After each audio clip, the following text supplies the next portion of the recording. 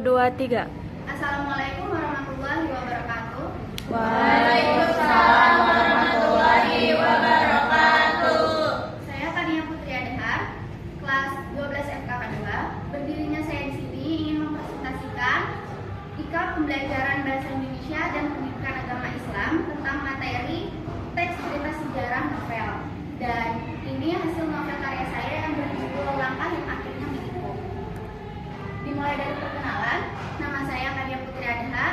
Saya biasa dipanggil Tania, Nia, Nai, Ditut, atau Mbak Jawa. Saya lahir pada tanggal 31 Oktober 2007. Saya anak kedua dari 2 bersaudara. Saya lahir di keluarga yang sederhana, namun apapun yang saya inginkan selalu diusahakan oleh orang tua saya. Begitu juga orang tua saya yang menginginkan saya menjadi anak yang manis, patuh, bertanggung jawab, dan berprestasi. Nilai adalah salah satu tuntutan yang orang tua saya inginkan sejak saya kecil. Sejak SD, saya menjadi salah satu siswi yang cukup berprestasi. Nilai saya cukup dan tetapi tak jarang juga saya ditegur apabila saya mendapatkan nilai yang kurang maksimal.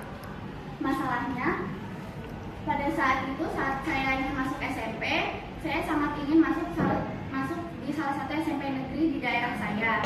Namun ternyata ibu saya sudah mendaftarkan saya lebih dahulu di salah satu MTS yang dulunya saya belum pernah tahu MTS tersebut. Saya pikir alasan ibu saya memasukkan saya ke MTS tersebut karena nilai saya tidak cukup untuk daftar di negeri yang saya pengen. Namun ternyata setelah 6 bulan saya sekolah di sana, saya baru mengetahui alasan yang sebenarnya karena ibu saya ingin saya mendapatkan pendidikan agama yang lebih lagi. Lalu puncak permasalahannya, saat aku lulus SMP, saat aku kelas 9, hari-hari saya dipenuhi dengan ujian praktik, setoran hafalan menjadi salah satu syarat kelulusan.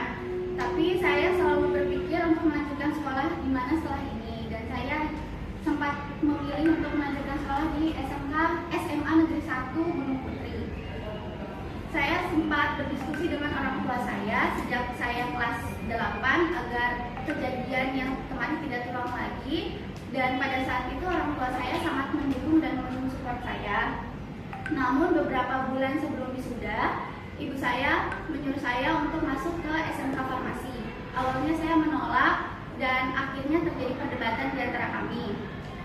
Kami yang tetap mempertahankan pilihan kami masing-masing, dan pada saat itu saya sempat merasa kecewa karena pendapat saya tak pernah benar-benar didengar. Hingga pada akhirnya pilihan ibu saya lah yang menjadi keputusan pada saat itu.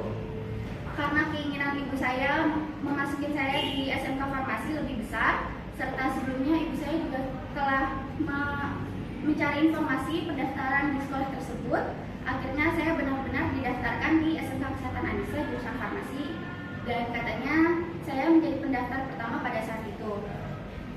Lalu penyelesaiannya, setelah 1 tahun saya bersekolah di SMK Farmasi, dengan dukungan yang diperoleh dari keluarga serta lingkungan sekolah, aku mulai merasa semakin nyaman. Seiring berjalannya waktu, aku pun menjadi lebih mudah beradaptasi. Saat ini, aku mulai menikmati masa sekolah dan jurusan yang telah dipilih. Keputusannya, setelah menerima dengan ikhlas, aku menyadari bahwa SMK tidak seburuk yang aku bayangkan. Di sana, justru aku menemukan arah yang jelas untuk meraih cita-cita di bidang farmasi. Aku pun memahami bahwa pilihan orang tua didasari kasih sayang, sehingga kini aku benar-benar merasa bersyukur dan berterima kasih pada ibu yang selalu mengarahkanku ke jalan yang lebih benar. Nilai-nilai agamanya, yang pertama rasa bersyukur, yang kedua ikhlas, yang ketiga rendah hati, yang keempat yakin atas kehendak Allah SWT, dan yang terakhir berbakti kepada orang tua. Sekian presentasi saya hari ini. Apabila ada salah kata, mohon maaf.